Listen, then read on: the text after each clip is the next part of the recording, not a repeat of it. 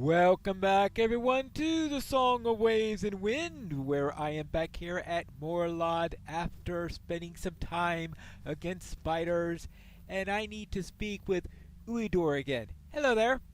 Ludir? What business could Egnir have with him? Ludir patrols the northern road that leads to Fenasdur, to the Pass of the Dead.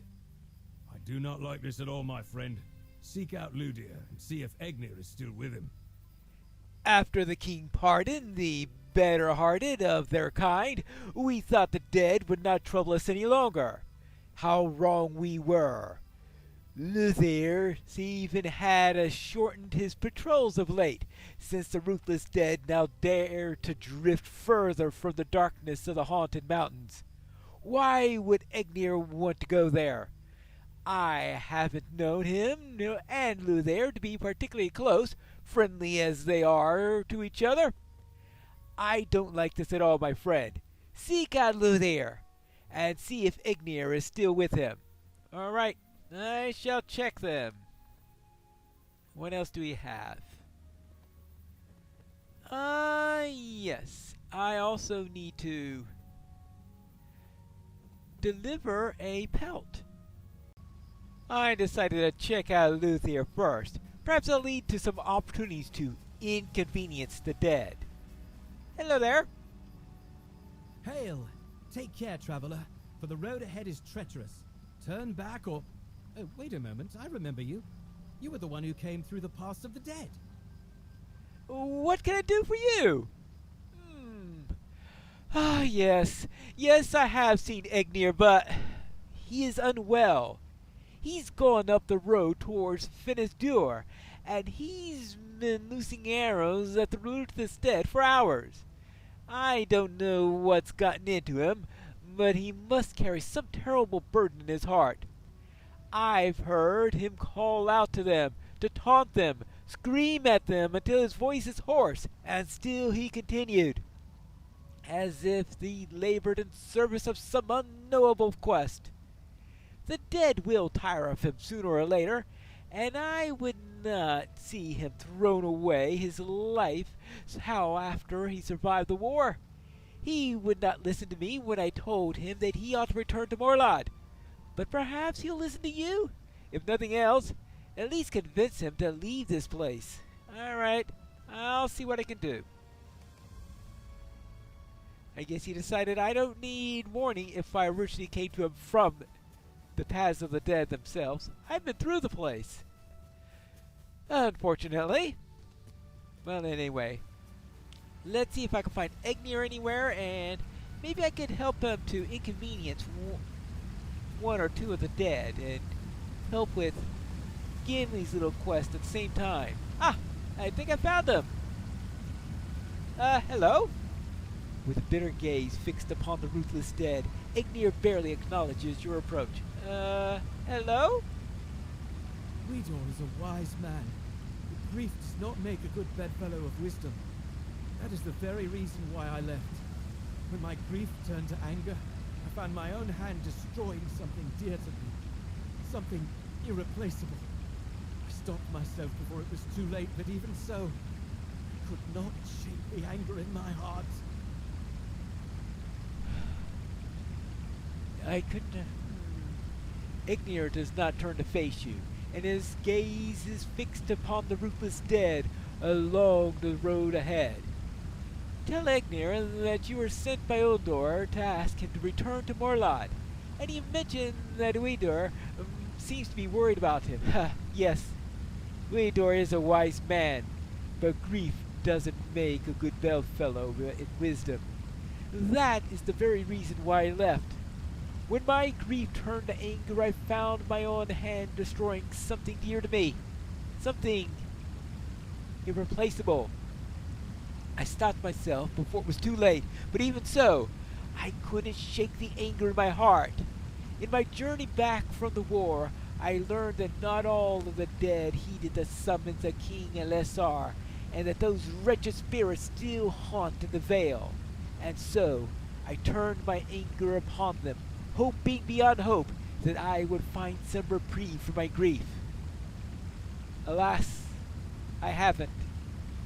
I've vanquished dozens of these ruthless dead, but always they return, and I feel no better for it. And now, my anger is all but burnt out. It is curious, though. Each time I slay one of them, they leave behind a pile of glimmering dust. Is it their essence? It always seems to fade away to naught after a time, and then there they are again, reborn into restless death. Have you ever seen such a thing? If you would gather some of it, I'll show it to you. Okay. Right. Oh, you mean this stuff? Pile of glimmering dust.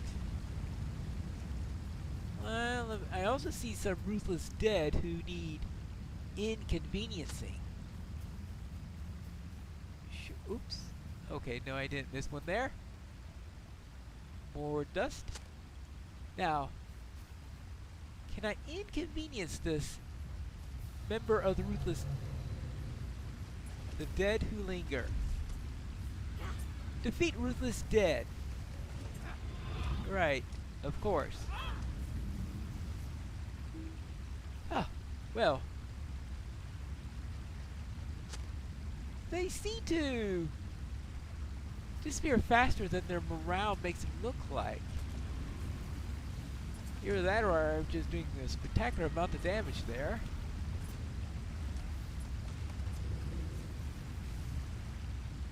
Yeah, maybe that's it. Here's the dust. I try and I try to make sense of this world. But how can I do that? Look at these turncoats and murderers. They persist evermore, flitting through the world of the living. And we are made to think they suffer some terrible curse. When good men, good man, perishes, no matter how valiant his deeds or how pure his love, he is simply dead. There is nothing that can be done for it. Oh, if only Seraphine had broken an oath. You notice Egnir has begun to weep, and his once stern countenance is broken. You comfort him as best you can. He begins to sob, and after a time he steadies himself and turns to face you. I mourn the life I wished I to live, my friend. Dwerin was not even told Lord Dwener of us before the war took him. And so, who now am I to the Lord? One of 1,000 bowmen, but perhaps the only one who truly knows his loss. And maybe that's enough. You need not ask again, Pineleaf. I'll return to Morlot. Alright. Well, he has returned. And now, I need to go and deliver a pelt. I have arrived in Loncroft. The shadow of war is now behind us, and Gondor rejoices. That's good to hear. Ah, this is the person who wants the bounty. I had a feeling you might be the one to fulfill that bounty, my friend. Blackroot Vale has no shortage of hunters, but there is far easier prey than wolves, and prey that is of greater use to our people, and to our stomachs. Even so, you have done us a great service, and I think we shall all sleep more soundly knowing that Lokfor and Huthak no longer lurk just behind the light of our lanterns at night. You have my thanks. There you go. That's good to hear.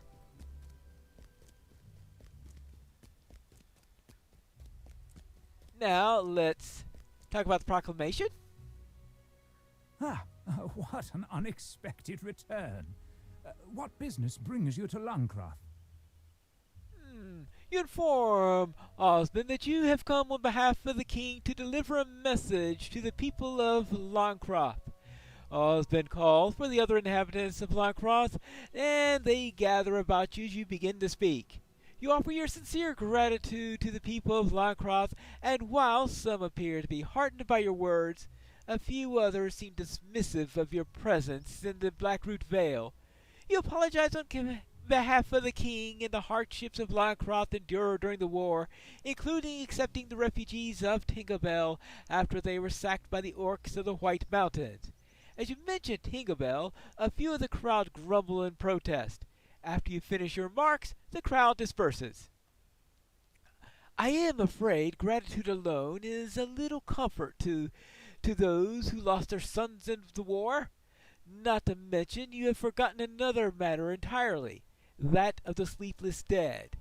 When the king summoned them, they followed him past Loncroft. Do you have any idea how scared our children were? How heavy the dread laid upon the hearts of our elders? No? Short of banishing the last of the dead, there is little else that troubles us here now that the war is ended.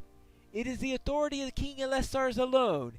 Then I ask why he has not used it for the good of our people.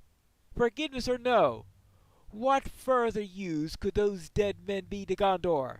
They endanger us and this very presence, so I must believe that King Elessars deems our lives a worthy cost.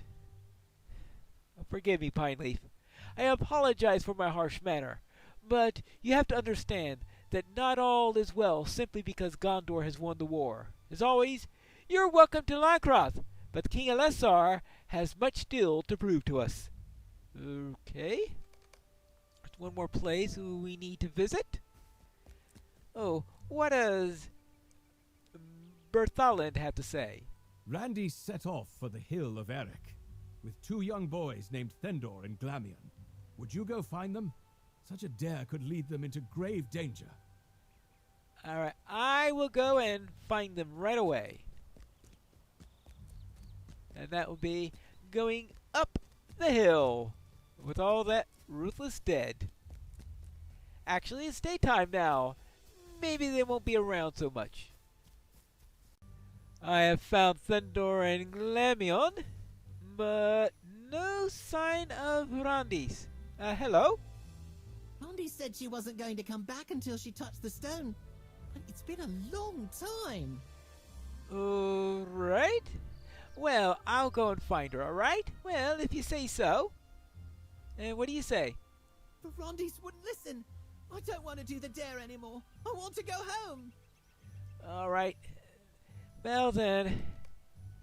Very well. I'll find her and make all things well, alright? So, up the hill. And I hope she's okay. Well, she's alive, I hope. Hello? But I was so close. I only stopped because I heard those voices. Did you hear them too? Well, voices you say. Well, I came to bring you home. Yeah, I can't go yet. I've got to... Oh no! I thought they were just stories. No, they're not just stories. Well, oopsie daisy. No, they're definitely not just stories.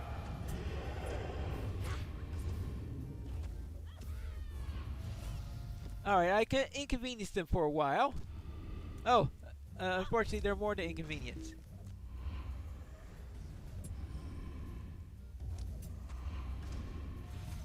There we go.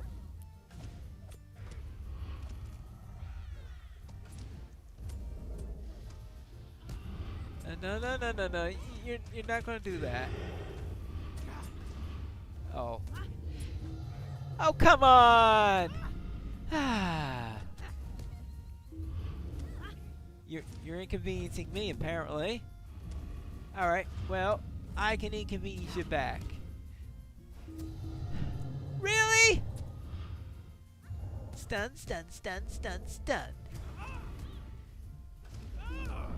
Right. Not.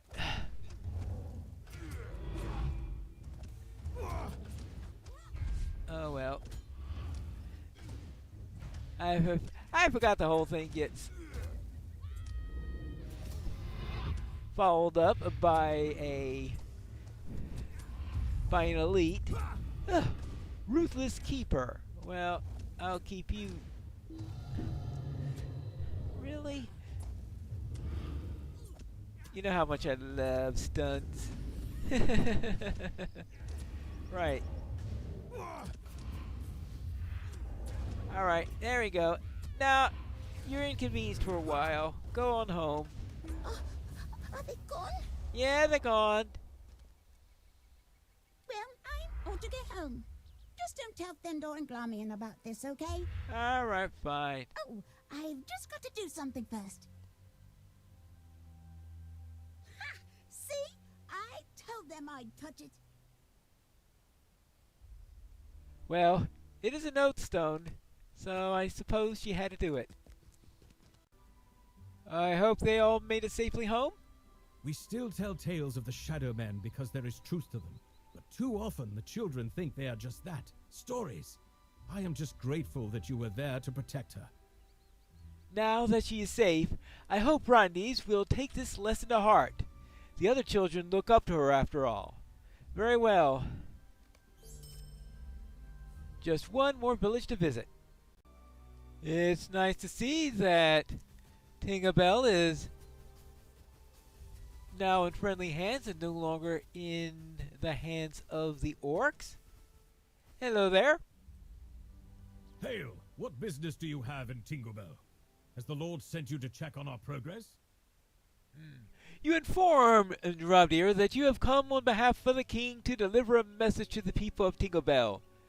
Drabnir summons you and the other inhabitants of Tinkerbell over to you and gestures for you to speak.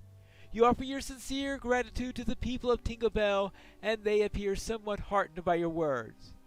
You make certain to mention the hardships that Tinkerbell in particular endured during the War of the Ring, and not have been forgotten by Gondor, and that King Elisar mourns for those who were slain by the orcs of the White Mountain.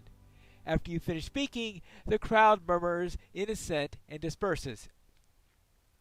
I know for my part that many here will appreciate the king's words. You see, I lived in Tinkerbell before the war, and it was a great pain upon my heart to learn what became of it while I served Lord Dwayne in the defenses of Minas Tirith.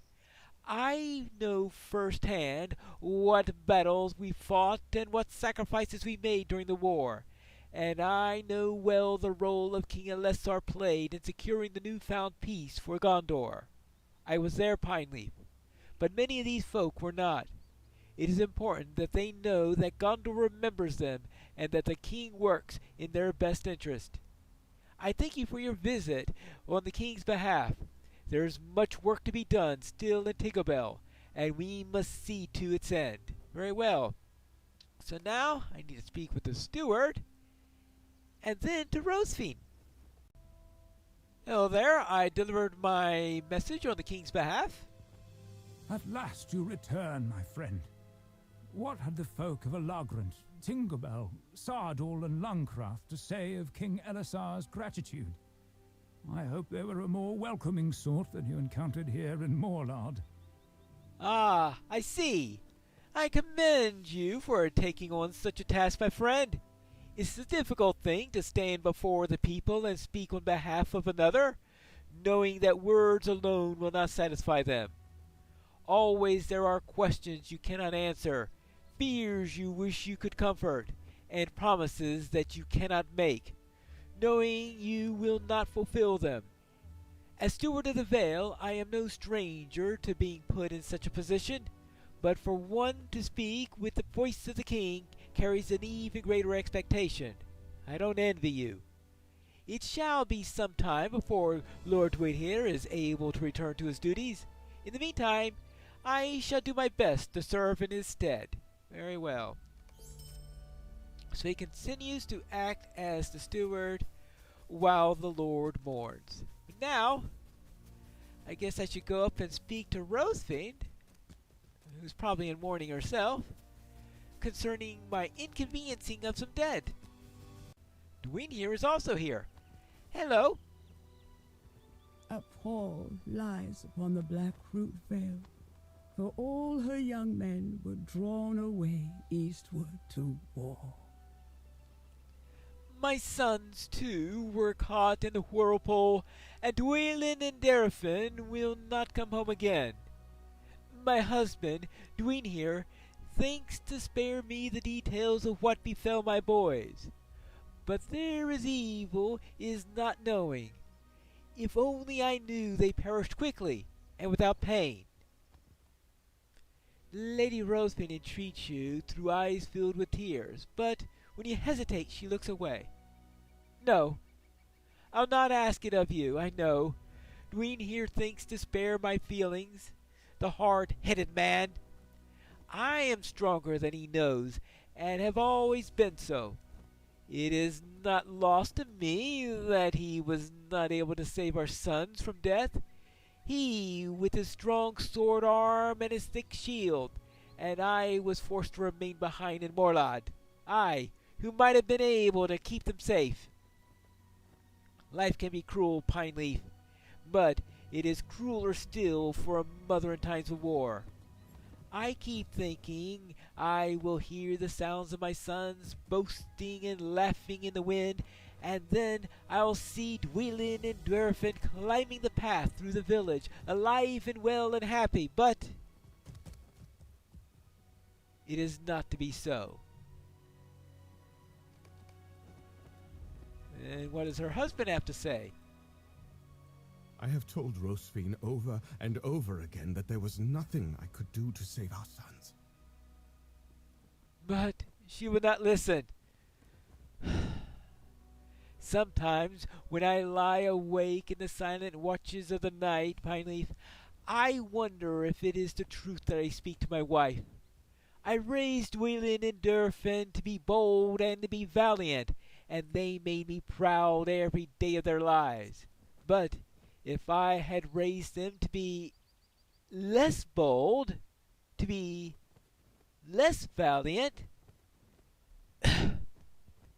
would my boys be alive today, Pineleaf, if I had not raised them to hold dear the same things as I? No, stop. Enough! You are here on the king's business. You're not here to listen to the ramblings of the sad old man. Speak to the people of Morlad. Do what you can. Do what you came to do. Alright, so I need to speak with a couple of people around here and see what they have to say. Hello there. I've got nothing to say to you. Move along. This is not going well. Perhaps this person will be more receptive? You dare speak to me after bringing such death to Morlad? I will not stand for this. Really? Isn't that a bit much?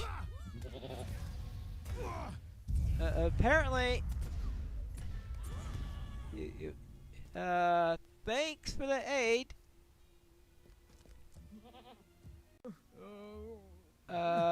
Is there a problem, Kaibar? Am I glad to see you? A gang of toughs surprised me a few minutes ago, and I had to run and hide. What if they come back? Uh-oh. Really? Wait, they're not happy, are they?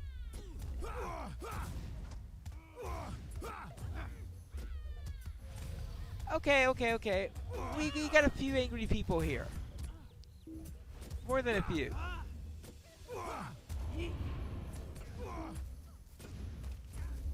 Alright.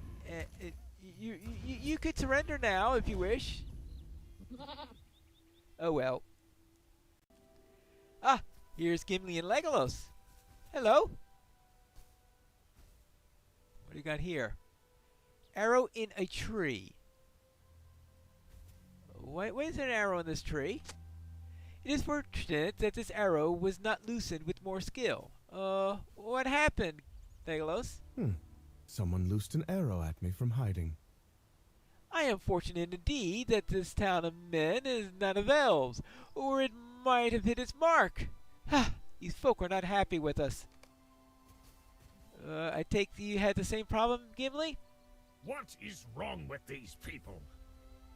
Do they not know that we're here to help them? Do you think that the heirs of Castamere are to blame? I have a feeling that it's possible. Alright, well, back to Dwayne here. I must say they're not in a good mood. Supporters of the heirs of Castamere? No, I do not think they are responsible for this. Definitely not if they're from the Blackroot Vale. My people have suffered much, as have we all, and King Elessar did not take the time to visit the Morlot himself. There's no conspiracy here, Pineleaf. The folk of the Vale grieve, and their grief has made them angry. I understand it, for I'm angry too. And? I bid you farewell then, and I will try to master my grief and that of my people. But King Elessar will do well to remember that not all the folk of Gondor are as stern or as cold as the elves that he loves. And if he doesn't take care, his kingdom will slip away. And when it does, if it does, it may not be the fires of the Corsairs, but the fury of his own people. You tell him that, Pineleaf. He has my loyalty, for I am sworn to Gondor, but these are true words I speak, and he would do well to heed them. Very well.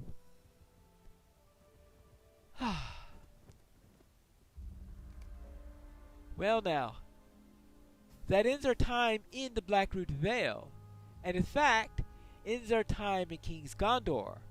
For next time, we are going to go into Outer Gondor for our first visit to new land here in this particular series. Outer Gondor is a completely new place. This is, of course, a refurbished version of Gondor, but now, next time, into Unfollis in Outer Gondor, where we continue with the Song of Waves and Wind.